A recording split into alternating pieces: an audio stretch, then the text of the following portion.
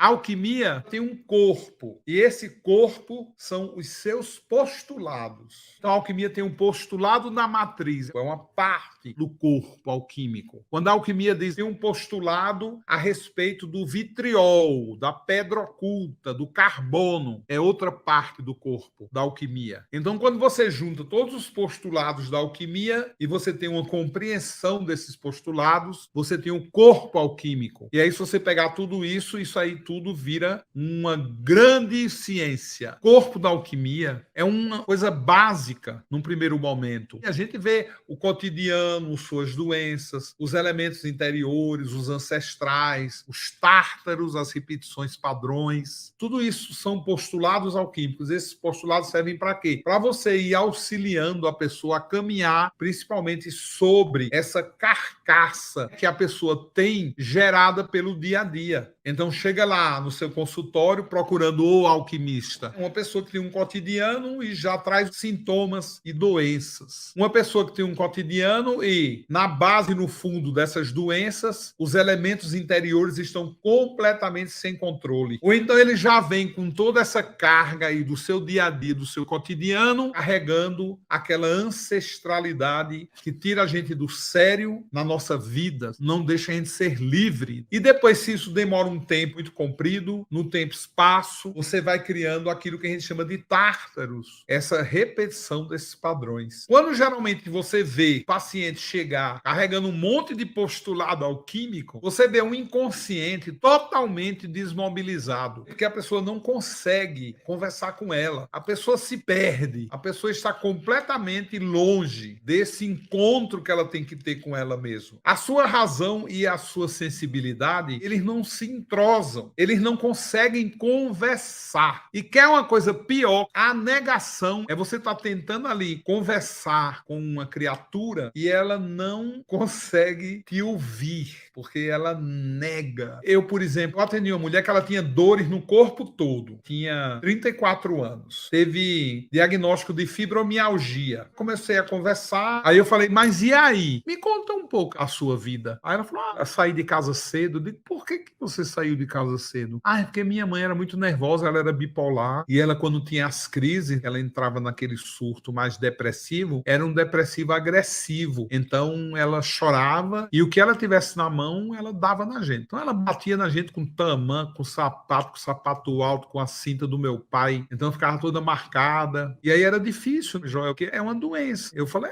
e é uma surra também. Não, mas coitado, doente. Eu digo, sim, mas e você, querida, que apanhava? Não, mas eu entendia. Você entendia? Quantos anos você tinha quando você apanhava? Ela falou, 7, 8 anos. Eu falei, aí você entendia. É claro que não entendia. Por quê? Porque uma criança, ela cria elementos de defesa, ela cria uma inteligência que protege ela daquilo. Porque a mente dela não entra naquilo. A mente dela vai entrar quando ela tiver 15 anos, 16, 17, aparecer um cara com uma faca na mão, você sai correndo. Se uma criança vê uma pessoa com uma faca na mão e vai matar ela, ela não sai correndo. Ela acha que é uma brincadeira. E aí eu falei pra ela, isso aí não tem nada de fibromialgia. Isso aí é a surra. Você precisa tirar essa mãe de dentro de você. Você precisa tirar essas imagens. Porque elas te machucam até hoje. Então a negação, às vezes, ela vem como a criança, principalmente, ela cria defesas naturais de sobrevivência. Só que lá nos 30 anos, isso vai aparecer. E ela não vai aparecer de forma consciente. Então tem que se fazer uma bela limpeza. A alquimia, ela nos insufla para que a gente busque a missão,